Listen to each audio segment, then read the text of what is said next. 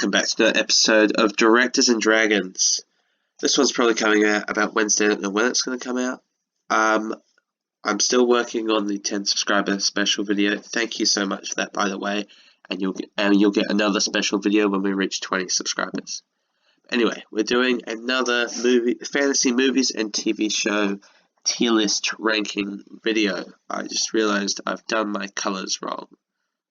So just did some quick changes to the tier list and double checked I'm not doing any double ups with the last video. But let's get started. Okay, the first one we have is an animated one that I've only seen once, and it was a long time ago, but it was Quest for Camelot. I remember that one being a bit all over the place. It was a bit random. I don't know why they said it in Camelot. It didn't seem to make a lot of sense other than just having the magical sword. And they had this weird potion that made people have swords on their hands, and I don't know, it was strange. But I don't remember it being terrible, or at least not as terrible as at least one I'm putting down in D tier. But I think I'll put it in C, because it was still a passable kids movie. Okay, next we have Tolkien. It's a biography movie about the life and times, or the early life and World War II history of the author of The Lord of the Rings, J.R.R. Tolkien.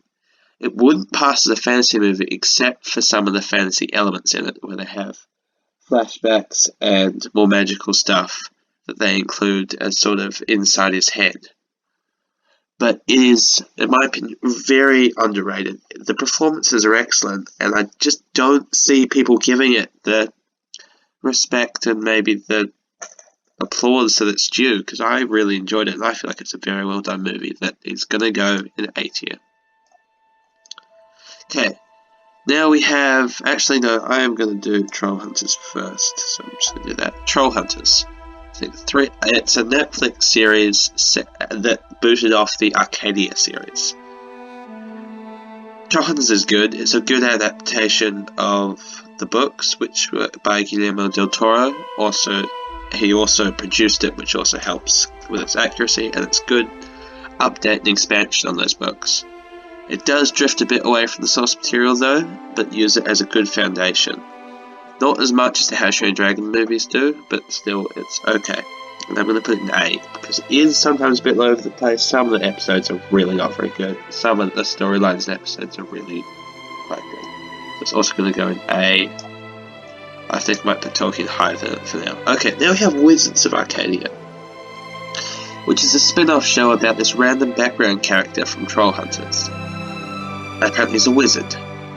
So we now have wizards in the Trollhunters world. But it does sort of work.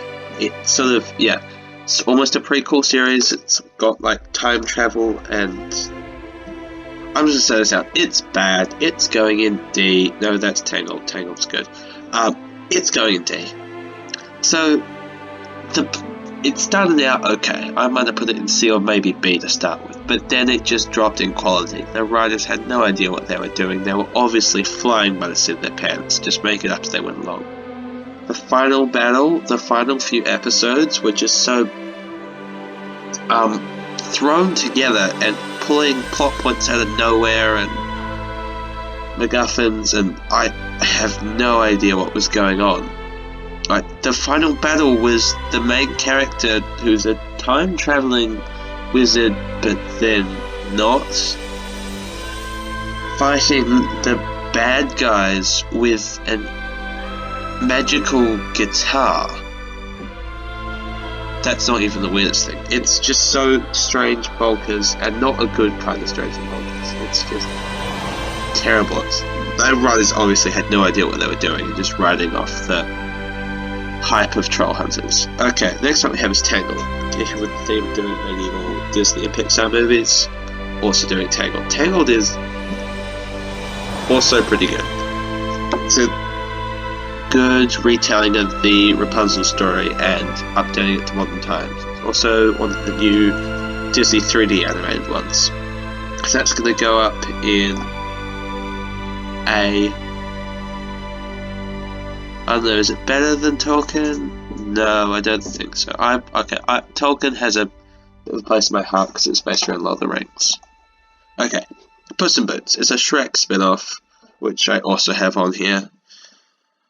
It's not bad. It's a B tier one. They spend so much time on the background of Humpty and Puss that the actual adventure feels a bit short, and the character of Puss is fun, but I don't know, it just feels a bit lacking. And again, kind of riding off the Shrek hype train, but it's at least not a Shrek movie. There's nowhere near a Shrek movie. Okay. Next four I have on here are the sequels and the final one, the trilogy for the Narnia and How to Train Your Dragon series, which I kind of covered the first movies, but then also took into account the entire trilogy over in my first tier list video. If you haven't seen it, go see it. It's up on the channel. But I'm just covering them individually here now. I'm going to do them in order. So, yeah. Cool. Okay, so we have How to Train Your Dragon 2. Going up in S tier, because it's a How to Train Your Dragon movie, and it is excellent. It's not as good as 3. Actually, no, I'm going to pop it on top of A. It's just under. It can feel a bit disconnected sometimes. It's really good, and I love it, and I'd be putting it up in A, but I feel like that's just personal preference and bias, and maybe a little bit of nostalgia. Okay, How to Train Your Dragon: The Hidden World, the perfect conclusion to that trilogy. I have recently released the Why You Should Watch the How to Train Your Dragon movies. There's 2-part video series up on the channel as well. Go watch them. I feel like I make some good points, and if you need convincing to watch these amazing movies, the evidence is there. Okay, perfect conclusion to the trilogy. It looks beautiful as well. It's by far the most visually pleasing of the movies, and they just tie everything up really well. We have Chronicles of Narnia, Prince Caspian is going to go in B, high B, better than Puss in Boots. It's a good adaptation of the books. It's a good modern adaptation. But it's where Narnia starts going off the rails and getting slightly further away from the source material and adding stuff that didn't need to be added. Okay, now we have The Voyage of the Dawn Treader. Okay, that's also going to go in B, above Puss in Boots, but below Prince Caspian. The problem with Voyage of the Dawn Treader is the book is really short and episodic, and they have to turn it into a feature-length film, so you have to add stuff in, which I understand. Again, when I said about it being episodic, there isn't really an overarching storyline other than just the ship exploring, so it's very Star Trek, but medieval island-hopping fantasy. They had potential to turn this into a TV series, which would have probably been better and gone higher up on the list, but the stuff they added in just felt like filler and didn't need to be there, which it didn't, because it wasn't in the books, but I also understand why it is there to help it become more cinematic and more of a movie, less episodic, but it's a bit to its detriment, so that's going at B. Okay, and again, I'm also going to throw these two together. These are the two How to Train Your Dragon spin-off series by DreamWorks. I think was it Cartoon Network? I don't remember. I think it was Cartoon Network maybe who did them. After the release of the first movie, they're set after the first movie. So they're kind of 2 seasons of the same show, but I'm counting them as 2 different shows because they're just both short and the quality is different enough to warrant me putting them in different categories. First one is The Riders of Berk. Oh, both of these are set within a year, if not directly after the first movie. Okay, The Riders of Berk. Animation's okay, you can tell it had a lower budget, some of the stuff they changed. Stories are fine, it's a B tier show, it's okay. And no, I'm putting it below both the Narnias. Then we have Defenders of Berk, where the quality upped significantly. I think they had a slightly higher budget, and the story quality and the writing quality also upped. They had some good arcs, like the Bork Day Night Fury arc, which we knew wasn't going to go anywhere, but actually did a lot with that, and there's Dagger and that sort of stuff, as well as the Screaming Death, all good arcs and stories that made good use of the budget at the time, and that is actually going to go higher than Voyage of the Dawn Treader. I feel kind of weird doing that, because they are kids' TV shows, I don't know. They don't hold as much of a place in my heart as the movies do. Okay, now we have Pan, the prequel. No, it's not really a prequel. It's like a Peter Pan story, but like his origin story. Yeah, a Peter Pan origin story. I think it was 2015 with Garrett Hedlund and Hugh Jackman in it, and it was actually not too bad. It's not A tier, but it's definitely better than those two. Is it better than Prince Caspian? I don't know. Prince Caspian is pretty good. I don't know. I feel like almost putting it up in A. Where to put Lion the Witch and Wardrobe? I don't know. I honestly enjoy. Yeah, it's going up in A. I enjoy it lots. These are my opinions. Sue me. Pan is pretty good.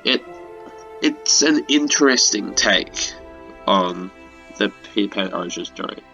It's also loosely based on the Stardust book, I think, which I read in primary school and wasn't too bad. Yeah, but it's basically original concept, but I like where it comes from, and it's a good origin for Peter Pan, and it sets up sequels that don't really happen, but I'm interested. And also his relationship with Hook and the chemistry between those two is not bad. Some of the child acting is a bit off though. Then we have Disney's Into the Woods, the live-action musical movie. Into the Woods, is this an A tier? I don't know. Into the Woods is pretty good. It's a fairly all-star cast. But I am going to pop it up in A. Okay, I feel kind of weird. Okay, I feel kind of weird doing this. Okay, I'm just going to reorganize. No, I'm happy with all this at the moment. I'll reorganize it at the end of the video. Okay, next we have Shrek, a definite A tier. Better than all. Shrek is excellent, game changing. Go watch Shay Freelis's video on Shrek if you want to see why. I'll link it in the video description below. There's not really anything I can say about Shrek that hasn't already been said by at least 5 other different people. Okay, the Spiderwick Chronicles. It's going to go in C. It's a good mindless fantasy, and it's an okay adaptation of the books, but it loses a lot of the charm of the books. The fairy tale modern world crossover. Because the books, that's a really good part about the books, is the fairy tale modern world crossover. But yeah. Anyway, Spiderwick, it's great, but it loses some of the charm.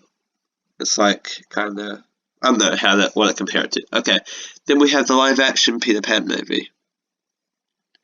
I really enjoyed this. I'm putting this high B, higher than Pan. It was a big part of my childhood, and I've rewatched it over and over and over again. Peter Pan was very much a childhood.